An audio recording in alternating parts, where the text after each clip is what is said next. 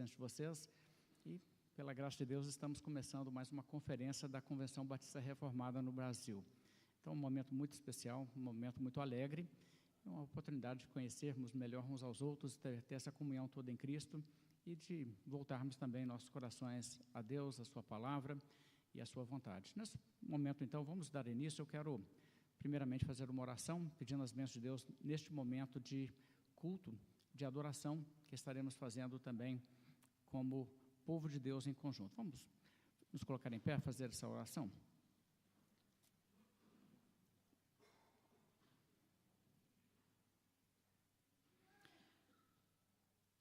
Senhor nosso Deus, é tão especial e tão alegre, ó Deus, podermos nos reunir em um evento como esse. Nós te agradecemos por todas as bênçãos do Senhor que nos concederam essa ocasião, a oportunidade de nos encontrarmos, a segurança na viagem, a condução até esse local, que tantos chegaram aqui. E somos muito gratos ao Senhor, ó Deus, por tudo que o Senhor tem feito. Somos gratos pela oportunidade que temos, ó Deus, de ter essa comunhão como irmãos em Cristo. Pedimos que nesse momento, ó Deus, nesse evento, nessa noite que se inicia, o Senhor esteja derramando suas bênçãos, a tua graça, a tua misericórdia.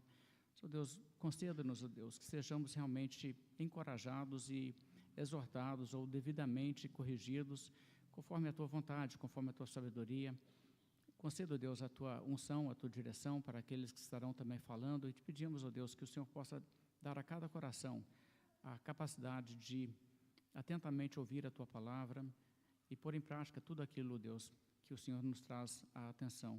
Pedimos que o Senhor esteja concedendo também a segurança para aqueles que ainda estão a caminho, cuidando, ó Deus, de cada um e em todo o decorrer do evento. Nós te agradecemos em nome do Senhor Jesus Cristo. Amém.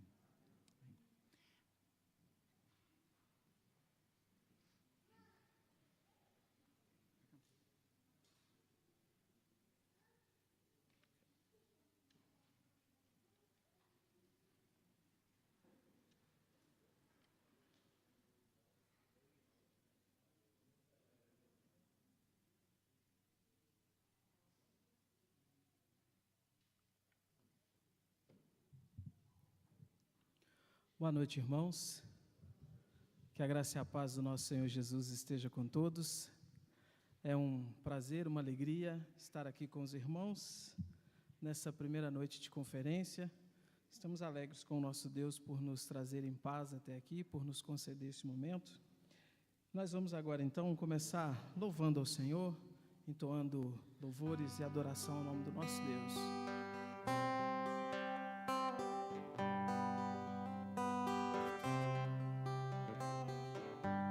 A letra vai estar aí, então convido todos a cantarem comigo.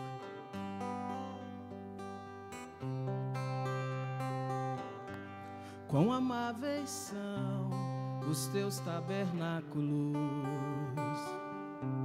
Senhor dos exércitos. A minha alma suspira e desfalece pelos teus átrios. O pardal encontrou casa e a andorinha ninho para si. Eu encontrei teus altares, Senhor, Rei meu e Deus meu. Eu encontrei teus altares, Senhor, Rei meu e Deus meu.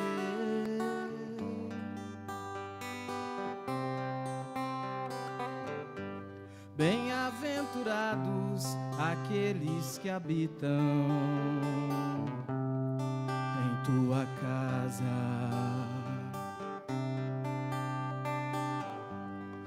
pois um só dia, Senhor, nos teus átrios vale mais que mil. O pardal encontrou casa e a andorinha ninho para si. Eu encontrei teus altares, Senhor, Rei meu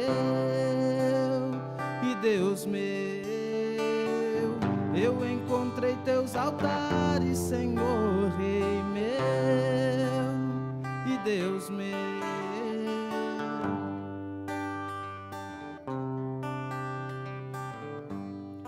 Pois o Senhor é sol e escudo, da graça e glória.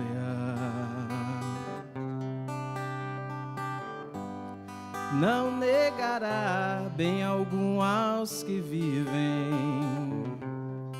corretamente. O pardal encontrou casa, andorinha, ninho para si. Eu encontrei teus altares, Senhor, Rei meu e Deus meu. Eu encontrei teus altares, Senhor, Rei meu e Deus meu. Eu encontrei teus altares, Senhor, Rei meu e Deus meu. Eu encontrei teus altares, Senhor, Rei meu e Deus meu. Eu encontrei teus altares, Senhor, Rei meu e Deus meu.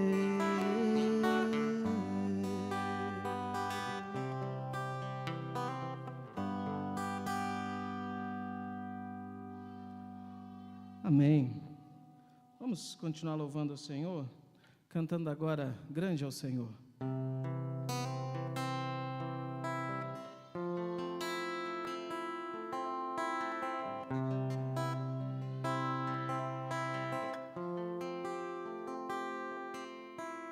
Grande é o Senhor e muito digno de louvor, na cidade do nosso Deus, teu santo monte. A alegria de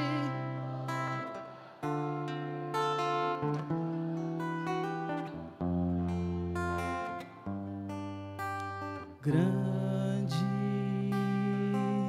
é o Senhor em quem nós temos a vitória, que nos ajuda contra o inimigo. Por isso, diante dele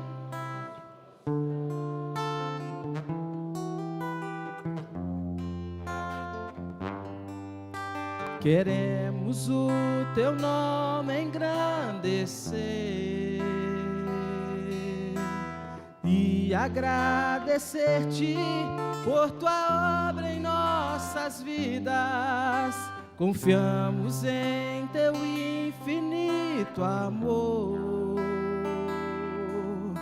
pois só tu és o Deus eterno sobre toda a terra e céu.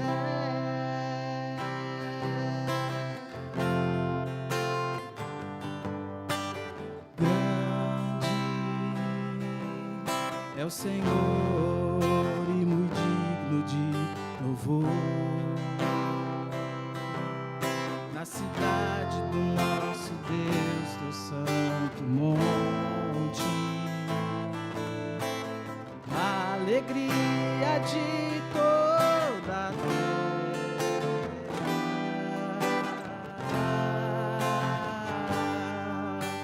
Grande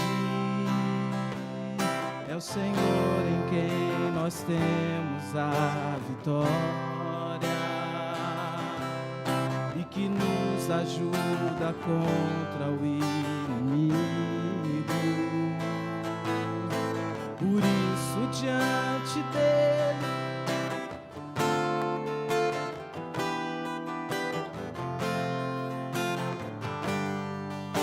queremos o teu nome engrandecer e agradecer-te por tua obra em nossas vidas. Confiamos em teu infinito amor, pois santo és o Deus eterno sobre toda a terra e céu.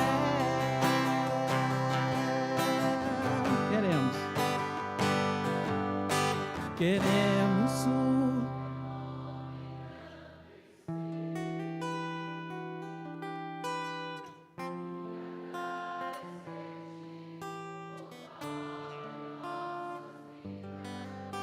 confiamos,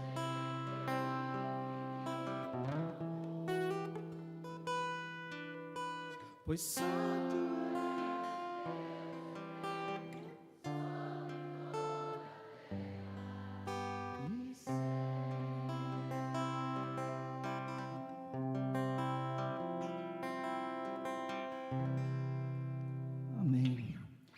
Vamos louvar o Senhor com mais um hino.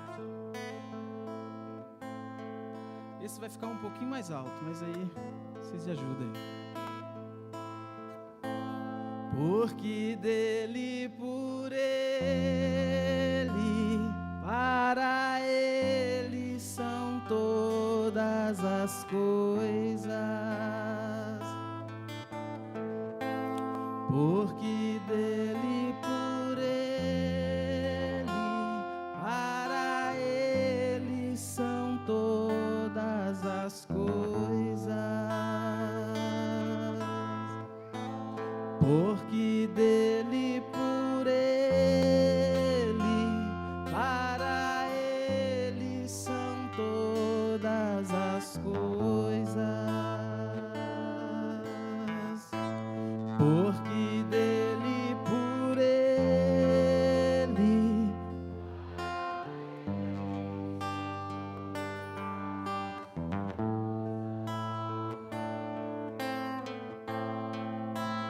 a ele a glória,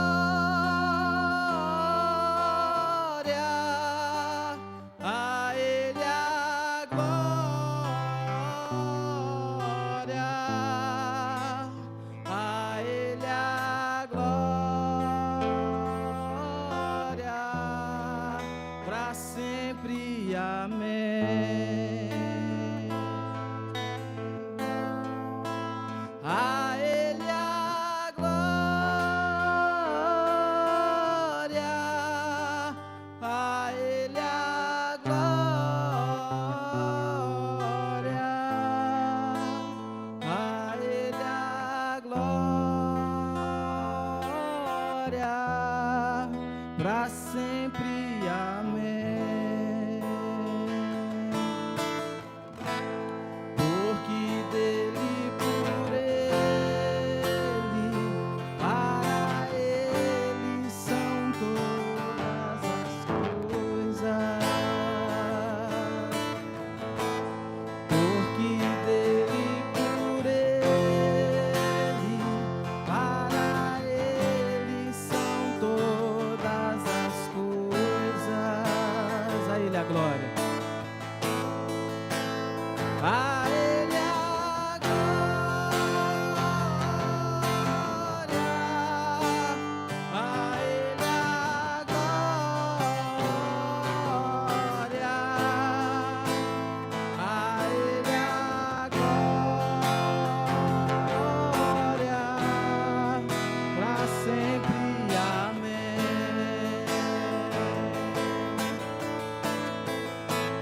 A ele a glória.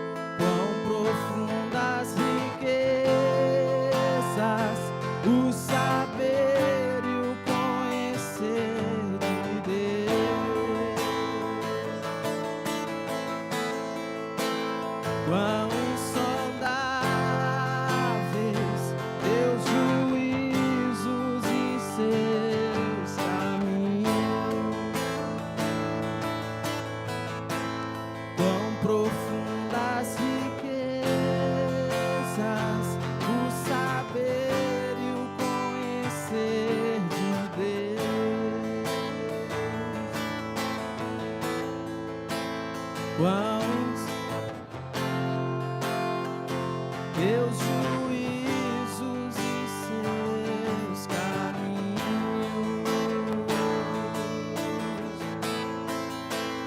A Ele a glória,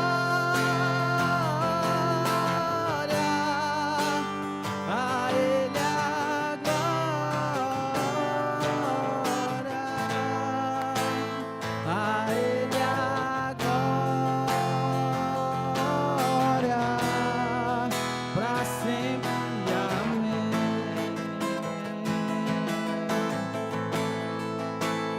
A Ele a glória,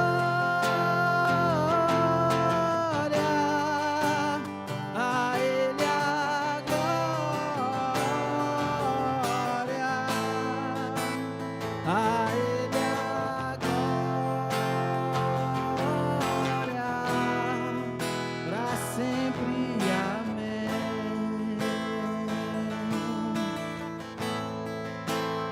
A Ele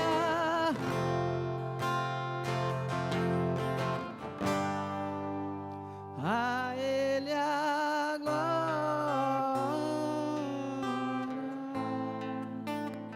a Ele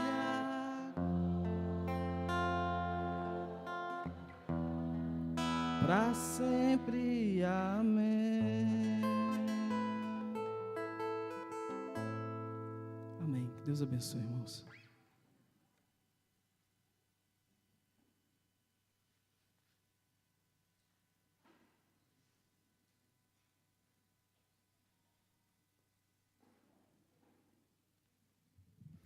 Irmãos, nós temos uma ocasião realmente muito especial essa semana. Nós vamos falar sobre a identidade batista, refletir alguma coisa sobre isso. Tem muita coisa para se pensar quando falamos de identidade batista, não é?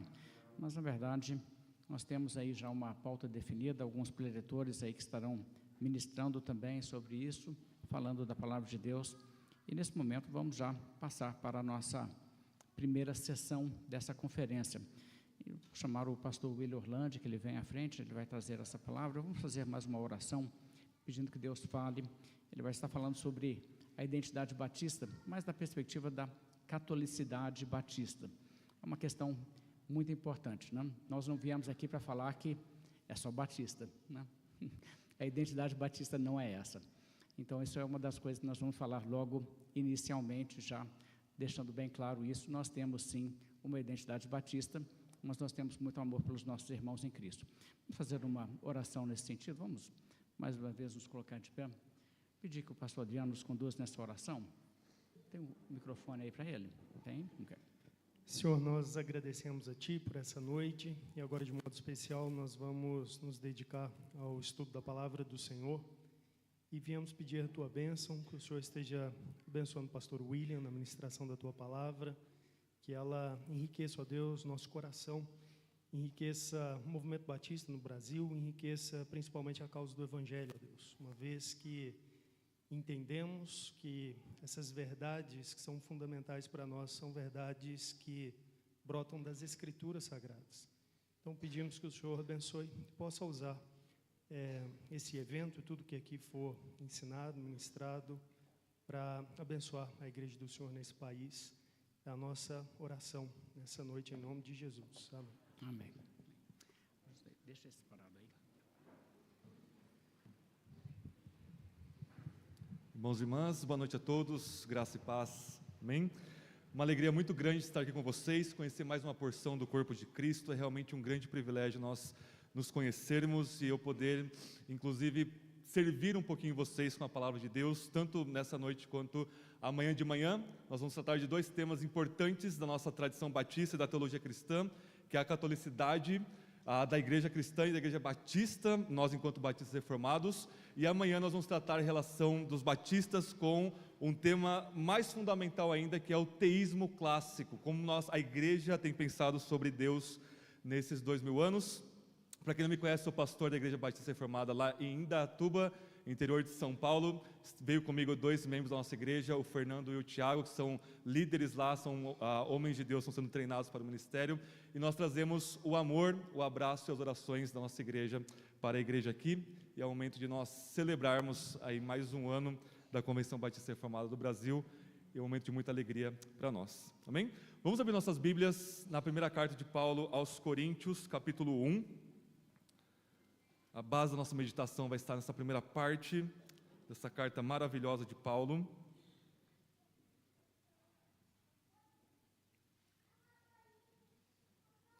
Antes da nossa leitura, se eu puder fazer apenas uma indicação de livro sobre o nosso tema, para quem quiser se aprofundar mais depois da nossa palestra, é esse livro aqui, Os Batistas e o Resgate da Tradição Cristã. O subtítulo é Em Direção a uma Catolicidade Batista, é o tema da palestra de hoje, publicado pela editora Pronobis, editora nosso querido irmão pastor Judy Clay, que tem feito um trabalho extraordinário de publicar uma boa teologia cristã, uma boa teologia batista em nosso país. Então, Os Batistas e o Resgate da Tradição Cristã, rumo aí a uma catolicidade batista. Amém? 1 Coríntios capítulo 1, verso 1 ao 9.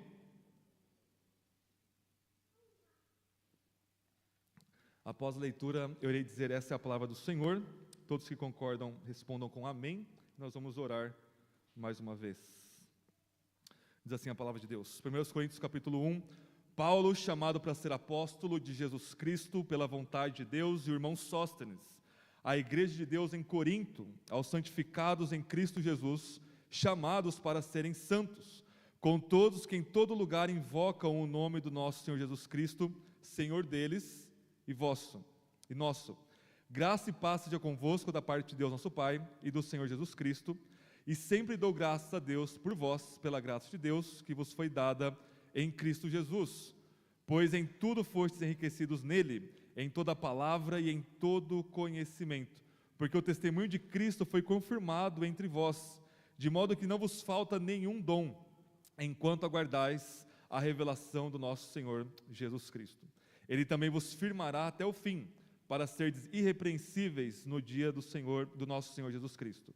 Fiel é Deus, por quem também foste chamados para a comunhão do seu Filho Jesus Cristo, nosso Senhor.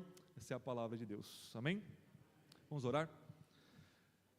Senhor Deus bendito, estamos diante da sua santa palavra e diante de um tema tão caro a toda a sua igreja, ó Deus, esse tema da nossa união, a qual o Senhor Jesus adquiriu para nós e para a sua glória, ó Pai, com o preço do seu sangue. O Senhor não apenas nos redime dos nossos pecados, mas nos une em uma família eterna e maravilhosa, o seu corpo, ó Deus Filho, a sua igreja, o seu povo, a qual somos nós, pela sua graça. Te bendizemos, que o seu Espírito nos guie em toda a verdade, e que o seu Espírito, ó Deus, nos livre de nós mesmos, do nosso coração enganoso, do nosso coração orgulhoso, e que a sua palavra reine em nossos corações, no coração de cada um de nós, nas nossas famílias, ó Deus, e aqui na Igreja Batista Histórica também, e em todas as igrejas, como nós lemos, que invocam de verdade o seu santo nome, ó Filho de Deus. Em teu nome nós oramos, nosso Senhor Jesus, para a sua glória. Amém e amém. Bom, irmãos, eu vim lá de uma cidadezinha do interior de São Paulo, 600 quilômetros mais ou menos daqui, para convencer vocês de uma verdade muito fundamental nossa, de que quer você goste, quer não, quer você aceite isso, quer não, se você é um cristão, você é, antes de ser um cristão batista, antes de ser um cristão reformado, você é um cristão católico. Uma palavra que dói no nosso ouvido protestante, mas uma palavra que ela é muito rica e ela deve ser usada e resgatada por nós enquanto cristãos protestantes. E nos próximos 40, 50 minutos, meu argumento aqui, com a palavra de Deus aberta diante de nós, é mostrar o que significa sermos cristãos católicos enquanto protestantes, enquanto reformados, enquanto batistas, mas antes de tudo isso, o que significa essa catolicidade? A maioria daqui sabe que a palavra católico significa universal, a igreja de Cristo, a igreja verdadeira que está em todo o mundo, em toda a história, invocando o nome de Cristo de forma verdadeira, baseada no Evangelho, que a gente vai ver daqui a pouquinho essas marcas dessa catolicidade. E sermos católicos, então, é nada mais, nada menos que dizermos, olha, a igreja de Cristo não está confinada aqui em Conselheiro Lafaiate ou em Datuba, ela está em todo o mundo e em toda a história. Jesus diz lá em Mateus 16, as portas do inferno não vão prevalecer contra a minha igreja. Não Igreja Batista, Presbiteriana, Assembleia de Deus, Luterana, não. A minha igreja, toda a comunidade de fé que coloca sua fé única e suprema em Cristo como nosso Senhor e Salvador. Portas do inferno lá em Mateus é uma forma hebraica de falar sobre a morte, ou seja, não é possível a igreja morrer, não existe um momento na história da humanidade que não há igreja, que não há um pequeno povo de Deus, quer seja pequeno dependendo do momento, quer seja vasto, que invoque o nome do nosso Deus triuno. A igreja sempre existiu, sempre vai existir. O diabo, o inferno, as guerras não podem sufocar a igreja católica, universal de Cristo Jesus. E para não ficar nas minhas palavras, eu gostaria de ler com vocês a nossa confissão de fé, a Confissão de Fé Batista de 1689, lá no capítulo 26, que é o capítulo sobre igreja. Parágrafo 1º, começa de forma muito escandalizadora para nós, mas não para eles, lá do século XVII, diz assim: a igreja católica ou universal, eles já traduzem o termo, que em relação à obra interior do Espírito e à verdade da graça, pode ser chamada de invisível, consiste de todo o número dos eleitos que foram, são ou serão reunidos em um só corpo, sob Cristo, a cabeça da mesma. Ela é a esposa, o corpo, a plenitude daquele que enche tudo em todas as coisas. Então, nossa confissão de fé, a confissão de fé batista reformada, quando vai tratar sobre igreja, a primeira coisa que ela fala é a igreja católica de Cristo. Se nós pegarmos a confissão dos nossos irmãos presbiterianos, a confissão de fé de Westminster, mesmíssima coisa, a igreja católica. E se nós pegarmos as confissões todas dos séculos XVI e XVII, das igrejas protestantes reformadas, quer seja ela qual for, vai estar lá o tópico de igreja, o adjetivo maravilhoso, bíblico, que a gente vai ver daqui a pouquinho, católico. A igreja, ela é, antes de tudo, uma igreja católica.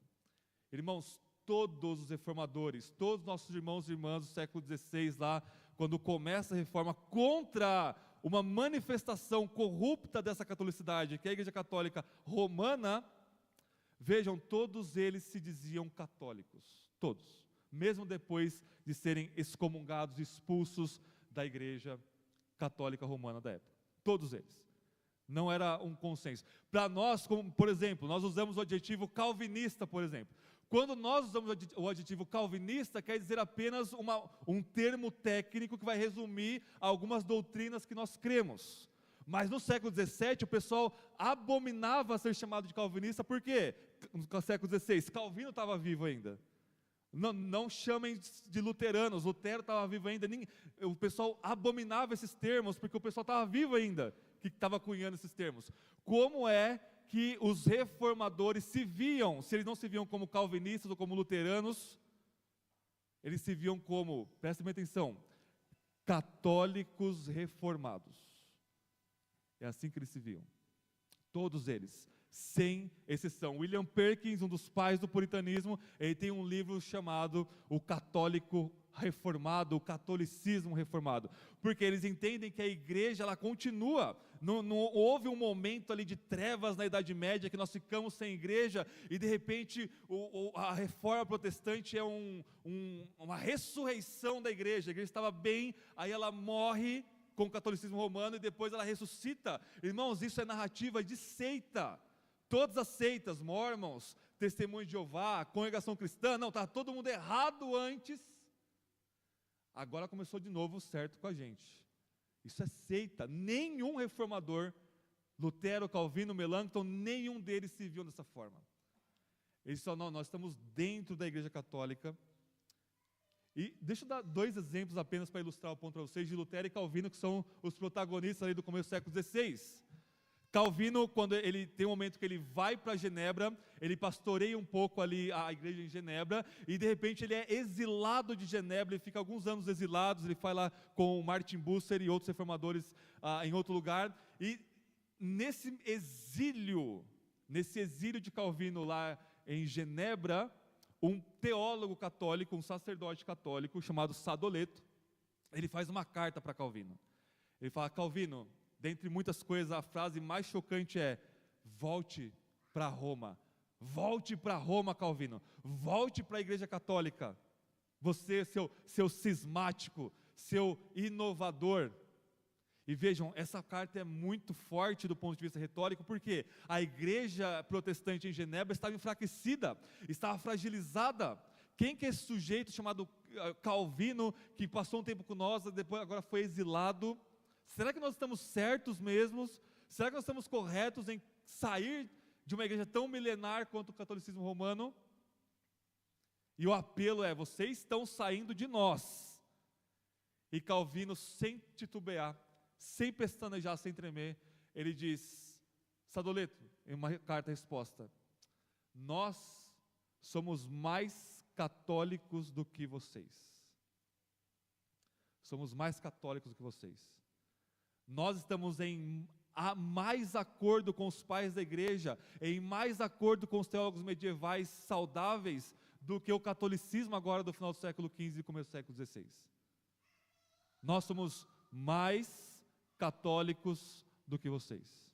E Lutero, lá pelas tantas, em 1536 mais ou menos, ele vai debater com um sujeito chamado Henri Braunschweig, e esse Henri, ele vai dizer: olha, vocês são cismáticos, mesma história, mesma narrativa, mesma retórica, vocês estão se desviando de nós. Aí Lutero, com toda a sua ousadia, ele diz: olha, vocês, católicos romanos, que se desviaram de nós. Olha a mentalidade dos reformadores. O catolicismo romano, que se desviou da Igreja Católica de Cristo, da qual nós estamos retomando, da qual nós estamos voltando a ela. Então, todos os reformadores, a narrativa, a mentalidade, o vocabulário é um só. Nós somos católicos, porque nós somos uma igreja. Cristo morreu pela sua igreja, uma igreja que crê nas mesmas coisas fundamentais, que adora o Deus triuno em espírito e em verdade, e essa é a nossa identidade. Nós precisamos retomar essa nossa linguagem. O Paul Washer, ele vai dizer, todo mundo conhece o Paul Washer, né, um missionário americano, ele vai dizer: olha, quando o testemunho de Jeová bate lá na minha porta, eu falo: entrem, porque eu sou testemunho de Jeová também. Por quê? Está certo o nome, eu sou testemunha de Yahvé. Sou testemunha do nosso Senhor. Vocês são falsas testemunhas de Jeová. Porque ele vai dizer: olha, eu não vou vender a minha primogenitura, os meus direitos históricos, espirituais, para uma seita. Da mesma forma, o termo católico, a Igreja Católica Romana, a instituição católica romana, melhor dizendo, quando ela começa a inventar muitas doutrinas que não estão apenas não na Bíblia, mas são contra o texto bíblico. E quando o catolicismo romano diz: olha, se você não crê nessas coisas que nós inventamos muito tardiamente na história, a primazia do Papa, os dogmas de Maria e assim por diante, vocês não são cristãos. O que a Igreja Católica, o que a instituição romana diz é: nós, a instituição romana, deixamos de ser católicos. Deixamos de ser católicos. Porque quando uma instituição, uma igreja diz: somente aqui está a salvação, ela perde e destrói a catolicidade no mesmo momento que ela faz isso. Ela deixa de ser católica, ela deixa de reconhecer a universalidade do povo de Deus e da pregação do Evangelho em todo o mundo, e Deus nos livre disso. Então o catolicismo romano é tudo menos católico, porque romano e católico são autorrefutáveis, autodestruidores. Não tem como ser católico, ou seja, universal, e romano ao mesmo tempo. Roma não pode mandar, o pontífice romano não pode mandar nas igrejas. Irmãos e irmãs, o texto diante de nós, vocês estão aí ainda, 1 Coríntios capítulo 1, uma igreja que estava com muitos problemas, e nas introduções das cartas de Paulo, ele sempre adianta, de forma embrionária, toda a argumentação da sua carta. Nesse primeiro parágrafo, ele já vai colocar para nós as coisas mais importantes da sua eclesiologia, da sua teologia sobre a igreja, que nós vamos ver agora rapidamente. Vejam comigo aí. Nós vamos confessar o seguinte: a igreja de Cristo, ela é uma igreja apostólica, ela é una, ela é santa e ela é católica. Ela só não está presa a Roma, tá? Olha o que Paulo vai dizer no verso 1 de 1 Coríntios. Paulo, chamado para ser apóstolo. Essa é a primeira marca da igreja. Nós temos a apostolicidade da igreja. A igreja é fundamentada, conforme Efésios 4, nos apóstolos e profetas. Os apóstolos são homens autorizados pelo Cristo ressurreto a estabelecer as bases da igreja em sua doutrina, em sua prática, que está agora aqui no Novo Testamento. Em completo diálogo e continuidade com o Antigo Testamento, sim, mas por que Paulo ele destaca a sua apostolicidade? Porque ele está colocando a sua autoridade, a sua representatividade. Paulo, enquanto apóstolo, ele está ali representando Cristo. Ele é a própria autoridade de Cristo está sobre Paulo aqui. Então essa é a primeira marca da igreja que Paulo vai chamar aqui. Olha, eu sou apóstolo, e o que eu falo não é opcional, não é conselho, é mandamento do Senhor ressurreto, do Messias Jesus. Essa é a primeira marca. Continuando o texto, ele vai falar, chamado para ser apóstolo de Jesus Cristo, pela vontade de Deus, irmão Sóstenes. E olha o verso 2, a igreja de Deus, no singular. A igreja de Deus que está em Corinto. Então, não são as igrejas de Deus que estão em Corinto. É a igreja universal, católica, una, que está se manifestando na igreja local, na cidade de Corinto. Conseguiram perceber? A igreja ela é apostólica e ela é una. A igreja de Deus em Corinto. A terceira marca da igreja, logo depois, aos santificados em Cristo Jesus, chamados para serem santos. Então a terceira marca da igreja aqui é a santidade. A igreja é apostólica, una e santa. Esse é o ponto da igreja aqui. Nós somos santos. Nós já somos santos posicionalmente em Cristo Jesus. Nós temos uma santidade já perfeita e completa, porque nossa santidade é Cristo. Paulo vai dizer nessa carta, Cristo se tornou da parte de Deus para nós, sabedoria, justiça, santidade. Ele é a nossa santidade, assim como Ele é a nossa justiça, mas também nós estamos progressivamente crescendo na graça da santificação. Então não tem como ser uma igreja de Cristo sem a autoridade absoluta da apostolicidade bíblica, sem a unidade que nos une em um só corpo, e sem a santidade que o Espírito faz em nós. E a quarta marca da igreja, ainda no verso 2, com todos o que em todo lugar invocam o nome do nosso Senhor Jesus Cristo, Senhor deles e nosso. Aqui em um resumo, a palavra para resumir essa última frase, católico.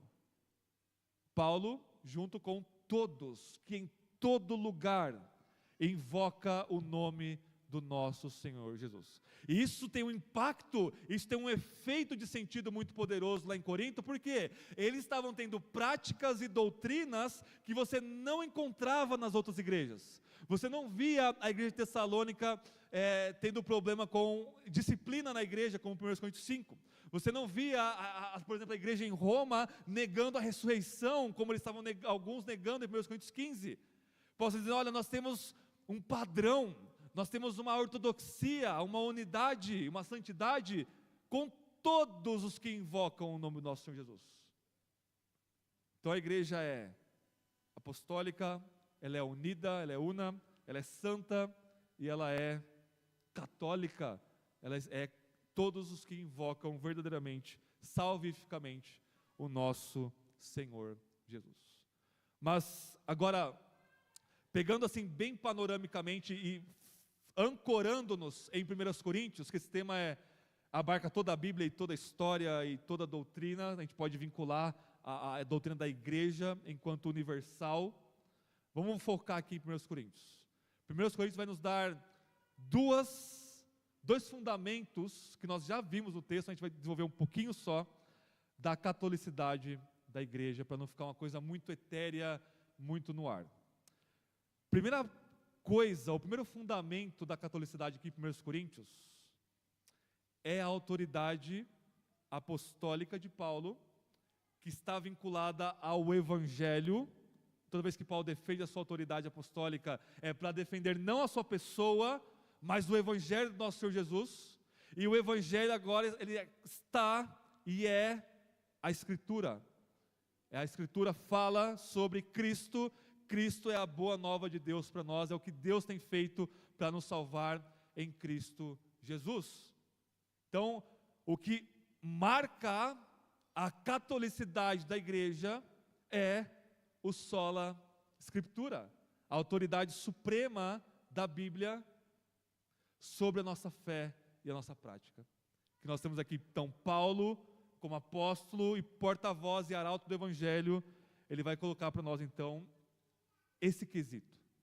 Ele vai dizer aqui, ainda na introdução, nos versos 5 e 6, a igreja estava cheia de conhecimento, e foi testemunhado que eles estavam em Cristo Jesus.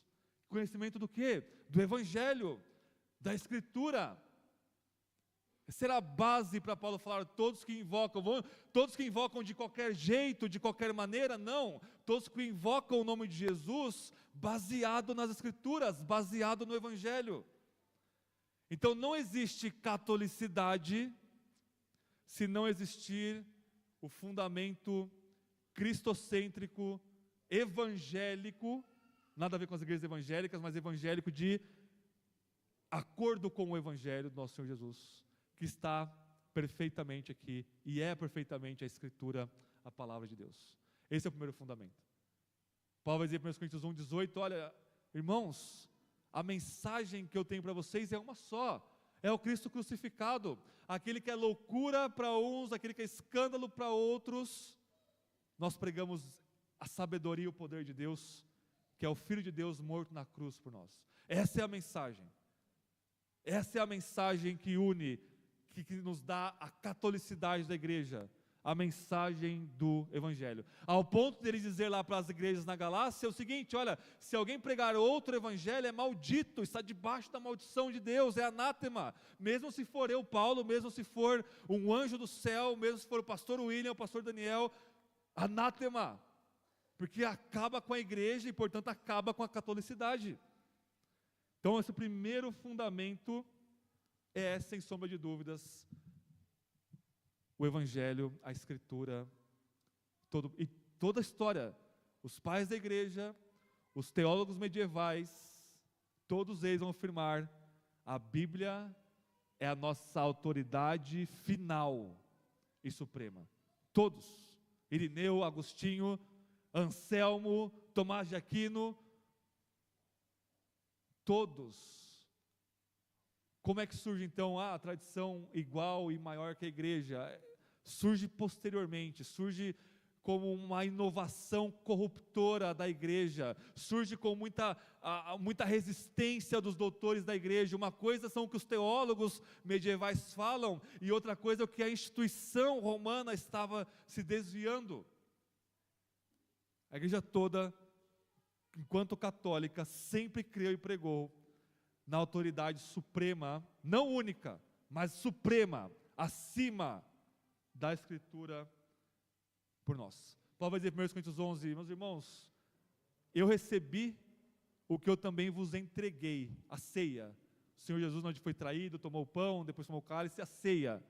Quando Paulo fala isso, ele está falando, olha, eu recebi uma tradição dos apóstolos e do próprio Cristo, que eu estou passando para vocês. Opa, então existe uma tradição apostólica, um outro mito que a gente precisa derrubar entre nós protestantes? Sim, existe uma tradição apostólica. E como nós sabemos que tradição apostólica é essa? Ela está todinha aqui. E qualquer tradição humana que está de acordo com isso aqui, é uma testemunha fiel da tradição apostólica, aqui na Escritura. E qualquer tradição humana que vai contra isso daqui, como Roma, não é tradição apostólica. 1 Coríntios 15, meus irmãos, eu estou transmitindo para vocês que eu recebi. O Evangelho é sobre o quê? É sobre a morte, o sepultamento e a ressurreição do nosso Senhor. E a gente responde essa mensagem, não pelas obras, pela fé. parafraseando um pouco mais Paulo. Então, o primeiro fundamento, deixa eu só ver o nosso tempo aqui, é a Escritura, o Evangelho, a apostolicidade. Então, vejam como as marcas da igreja, elas estão intrinsecamente unidas. Elas não podem ser divorciadas. Se é católico, é apostólico. Se é todo mundo que invoca Cristo, está invocando a Cristo segundo os apóstolos, segundo a palavra de Deus. E uma outra coisa que nós temos aqui em 1 Coríntios, que é também outra marca da igreja que a gente viu aqui, é a santidade da igreja. Não existe catolicidade sem santidade. Em outras palavras, a igreja católica universal, ou melhor dizendo, a católica igreja, para a gente tirar essa frase, todo o peso de significado que nós atribuímos a ela, ela crê no Evangelho bíblico, apostólico, e a católica igreja de Cristo, ela é transformada, habitada e trabalhada pelo Espírito Santo. Esse é o ponto. Abram comigo 1 Coríntios 2 rapidamente. Vamos ver Paulo falando sobre o Espírito Santo. Ele fala o capítulo 1 todo sobre Cristo, sobre o Evangelho, e no capítulo 2 ele vai dar essa ênfase no Espírito Santo, que é aquele que nos ilumina e nos arrasta para Cristo. E em 1 Coríntios 2, verso 13, ele vai dizer: também falamos essas coisas não com palavras ensinadas pela sabedoria humana, mas com palavras ensinadas pelo Espírito Santo, comparando coisas espirituais com espirituais. O homem natural não aceita as coisas do Espírito de Deus, pois são absurdas, e não pode entendê-las, pois elas se compreendem espiritualmente. Mas aquele que é espiritual compreende todas as coisas, ao passo que ele mesmo não é compreendido por ninguém. Pois quem jamais conheceu a mente do Senhor para que possa instruí-lo?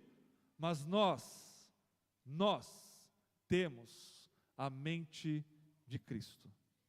O homem espiritual e o carnal aqui não é um crente melhor do que o outro, não. Espiritual para Paulo, esse adjetivo sempre significa habitado pelo Espírito, algo que está na esfera e na atmosfera da atividade do Espírito. Então toda a igreja, todo cristão genuíno é espiritual, tem o Espírito. E se você é carnal, é porque você não tem o Espírito. E Coríntios estava sendo guiada por uma mentalidade completamente carnal aqui. E Paulo está dizendo: nós temos o Espírito, ele nos ilumina a verdade do Evangelho, e ele faz isso com todo crente, com toda a igreja que é católica, que é universal, que invoca e confessa o nome do nosso Senhor Jesus. Então vejam, a obra de Cristo, perfeitamente na Escritura, o Evangelho, e a obra do Espírito dentro de cada um de nós e em toda a igreja. Nós temos um fundamento objetivo fora de nós, Cristo, Escritura, e um fundamento subjetivo em nós, o Espírito trabalhando em cada um de nós, ao ponto de que, vejam, quando dois cristãos genuínos, habitados pelo Espírito, se encontram, e um não sabe de que igreja o outro é, eles imediatamente se identificam como irmãos. Isso é maravilhoso, isso é inexplicável. Você é meu irmão. É claro que nós podemos nos enganar, é claro que pode ter um cristão achando que o outro é, e eles são um falso cristão, pode ter dois falsos cristãos se abraçando como irmão e não são, mas a falsificação só atesta da veracidade da coisa. O Espírito que salva, ele não depende da tradição batista, não depende da tradição presbiteriana, de nenhum de nós. João 3, o pastor Paulo vai falar daqui a pouco, talvez, o Espírito, o vento, ele sopra aonde ele quer. Você não vê, você só vê os efeitos do vento, você só vê o fruto. Por que você se identifica como cristão? Você é da igreja X e outra da igreja Y? Por causa dos frutos, por causa da santidade de vida, por causa do amor, da alegria, da paz, da bondade, da benignidade, do domínio próprio, da mansidão. Gálatas 5, 22, 23. Por causa disso, você é meu irmão e minha irmã em Cristo Jesus. Ah, mas olha, eu sou da igreja X. Ah, eu sou da igreja Y.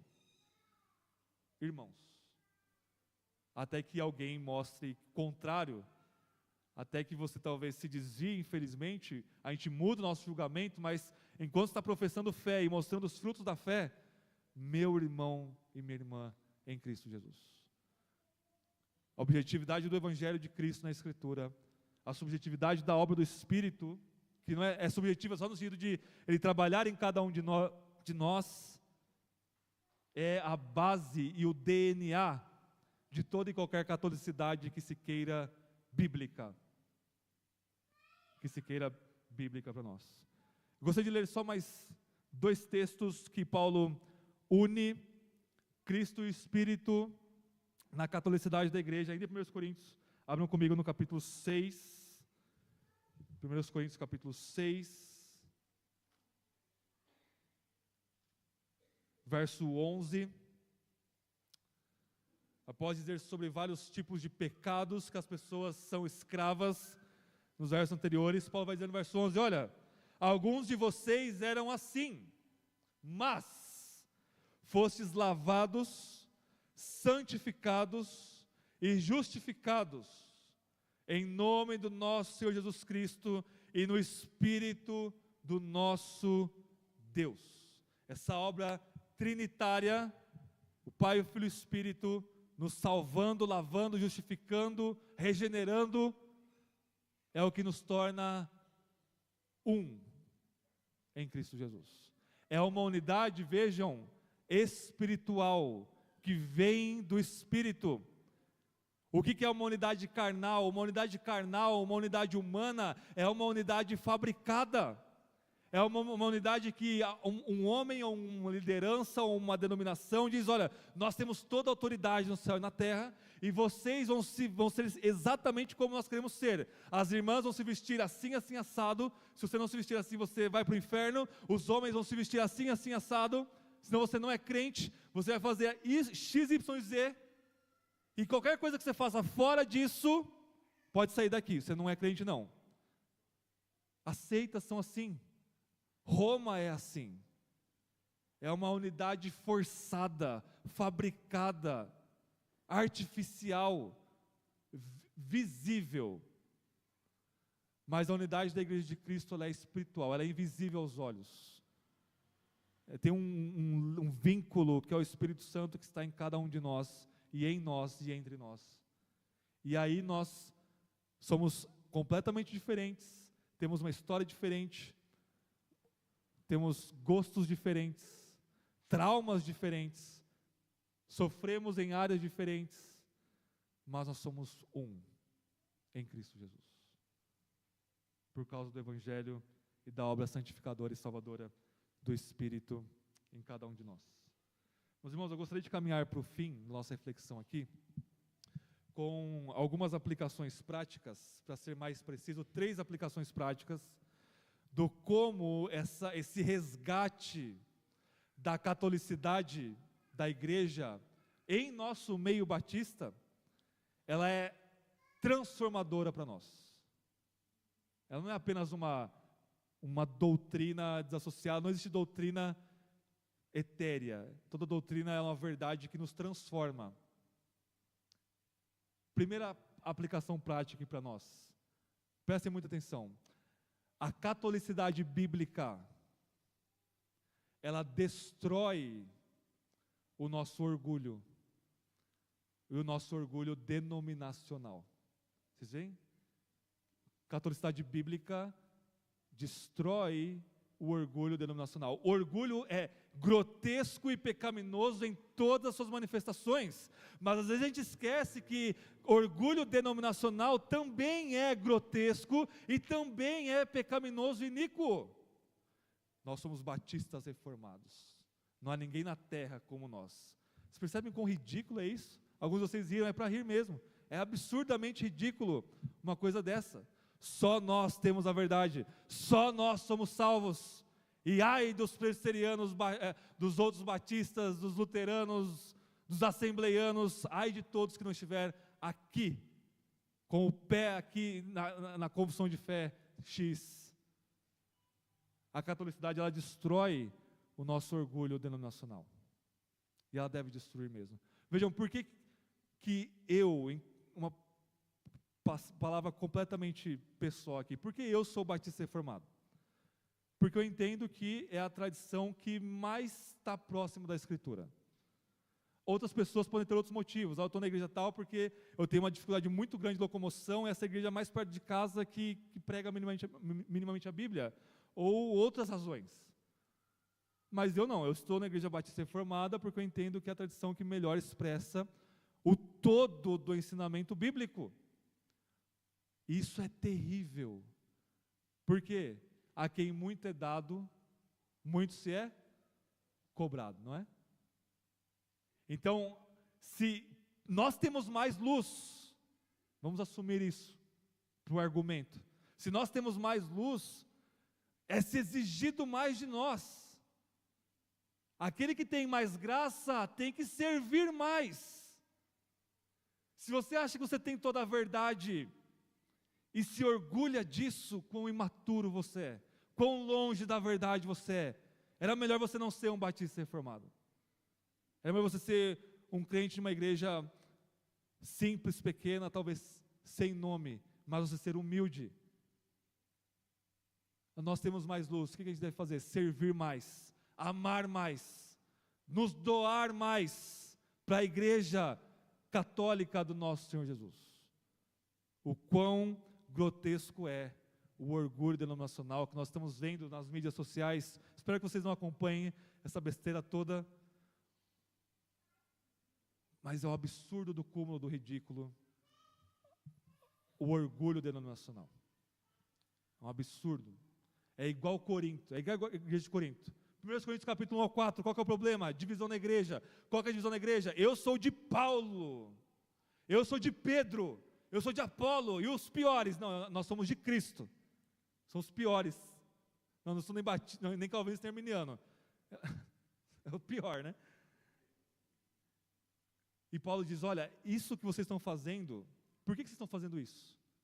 Vejam, a cidade de Corinto, e todo ali o Império Romano, mas Corinto era um centro cultural muito grande, existiam pregadores pagãos, existiam professores de retórica, que ganhavam dinheiro pela polêmica, igualzinho hoje no Instagram, no YouTube, quanto mais polêmico, mais você ganha engajamento. E quanto mais polêmico, melhor, porque mais eu vou ter uma desassociação com outros filósofos aqui, outros sofistas, e mais eu vou ganhar ibope. Então, se eu discordar de Platão, de Aristóteles, de fulano, ciclano, eu vou ganhar uma certa atenção. Então, todo mundo, eu sou da escola tal de filosofia, eu não sou do professor tal. E quanto mais divisão, melhor. Mais você era pago, mais você era chamado para pregar nas conferências, não da convenção, mas as conferências pagãs romanas da época. Então essa mentalidade mundana entra na igreja de Corinto. Então cria-se o quê? Estrelismo de indivíduos. E nós estamos tratando aqui de estrelismo denominacional. Graças a Deus pela nossa tradição. Não estou diminuindo nem a tradição, muito menos a verdade que nós tão claramente professamos. Mas que a palavra de Deus seja um martelo para destruir o nosso ídolo, do nosso orgulho. E ídolo pode ser qualquer coisa, não é? Não pode ser uma placa batista tal, presbiteriana tal. A catolicidade da igreja destrói o nosso orgulho denominacional. E vejam, prestem atenção, nenhuma tradição é perfeita. E isso é sabedoria de Deus. Isso é decreto soberano de Deus. Não vai existir nunca uma igreja, uma denominação que seja completamente perfeita e fechada em si mesmo. Isso é seita, que pensa que é, e é o oposto disso. E isso nos leva à nossa segunda aplicação prática. Se a catolicidade bíblica destrói a nosso orgulho, ela promove o quê? Humildade. Mas é a mesma coisa, mas vejam, a gente precisa parar um tempinho aqui. Ela promove humildade. E a humildade, é o amor agindo e falando, e o amor, ele não é abusivo, ele não é autoritativo. O amor cristão se traduz em serviço, se traduz em ouvir, se traduz em a sabedoria não nasceu comigo e não vai morrer comigo, nem com a minha igreja. O que isso gera? Mais sabedoria, porque gera uma virtude que nós não sabemos o que significa ouvir, que é tão central na ética bíblica.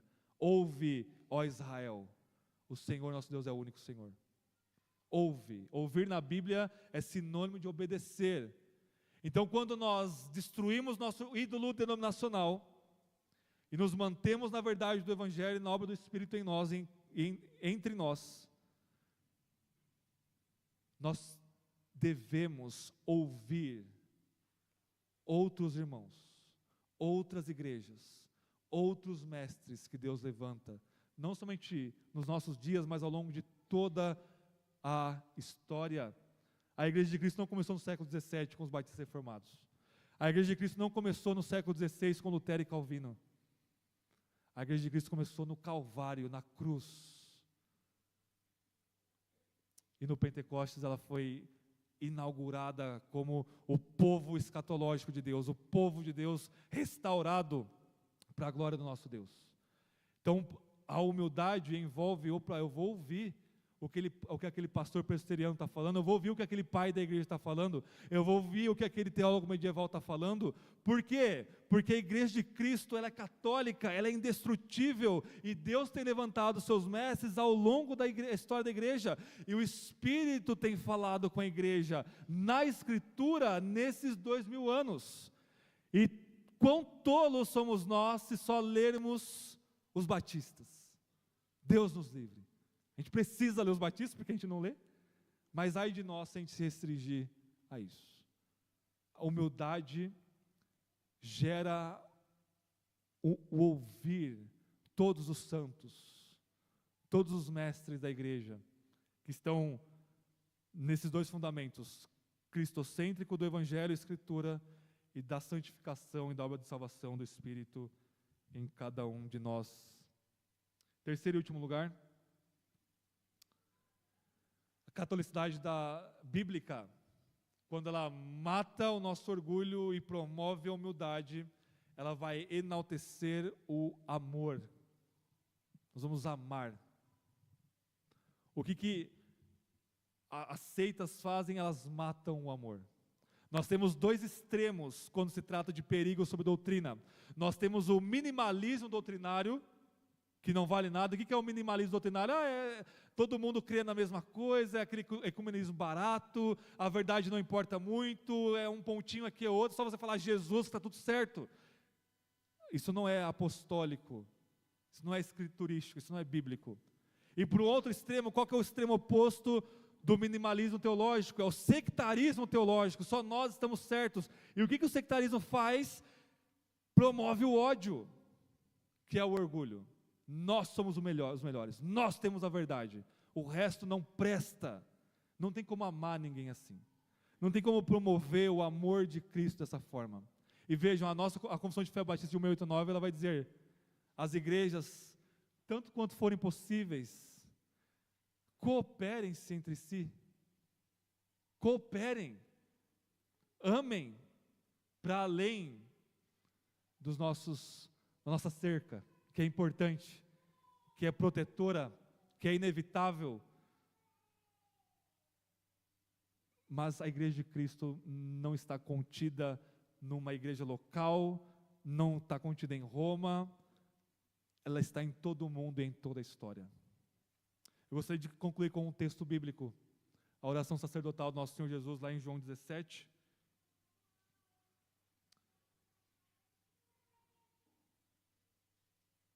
João capítulo 17.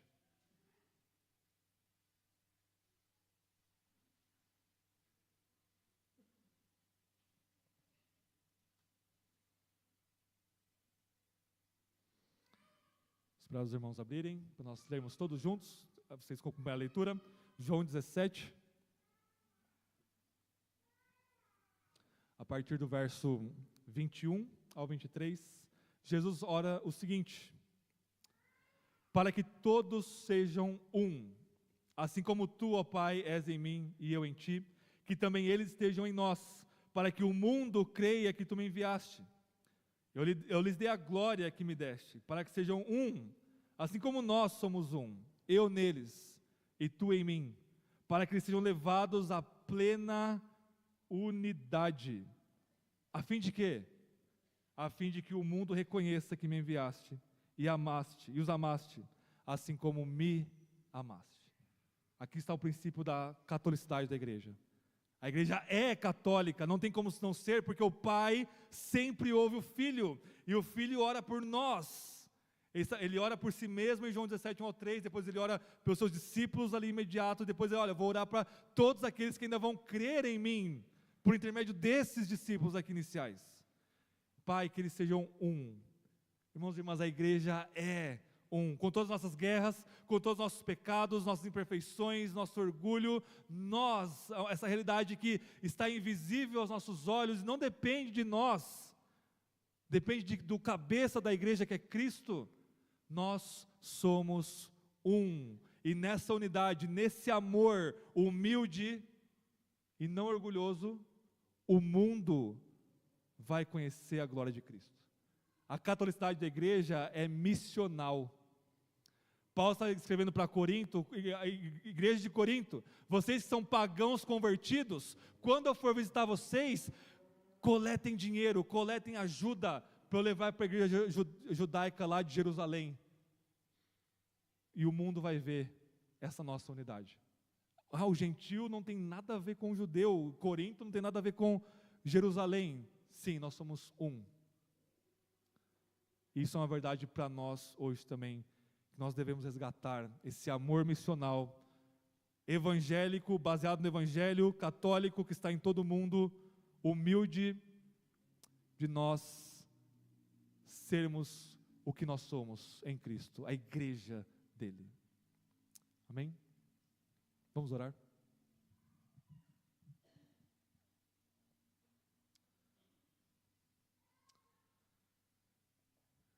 Senhor nosso Deus, quanto cada um de nós e todos os cristãos somos um grande obstáculo à igreja que o Senhor resgatou, a essa unidade, essa santidade, essa catolicidade, mas o Senhor não depende de nós, das nossas opiniões, do nosso orgulho, dos nossos bravejos, da nossa ira, da nossa falta de amor e humildade. Mas, Senhor, que privilégio é nós fazermos parte da sua igreja, não há privilégio maior. O Senhor nos chama a participarmos dessa obra maravilhosa de salvação, que nós não venhamos a manchar o testemunho do Evangelho com as nossas migalhas, que nós venhamos a oferecer o pão que é Cristo, com amor, como Lutero dizia, como os mendigos que somos. Ninguém é melhor do que ninguém na igreja do nosso Senhor, todos somos um. Isso é uma verdade também, não só nas igrejas locais, mas na igreja mundial como um todo. Ajude-nos e cumpra em nós o que o Senhor orou. Una-nos cada vez mais. Resplandeça a sua glória nessa nossa unidade, em meio a essa incrível diversidade que nós somos. Receba a glória, ó Pai, ó Filho e ó Espírito, por nós e através de nós. Em nome de Jesus nós oramos. Amém.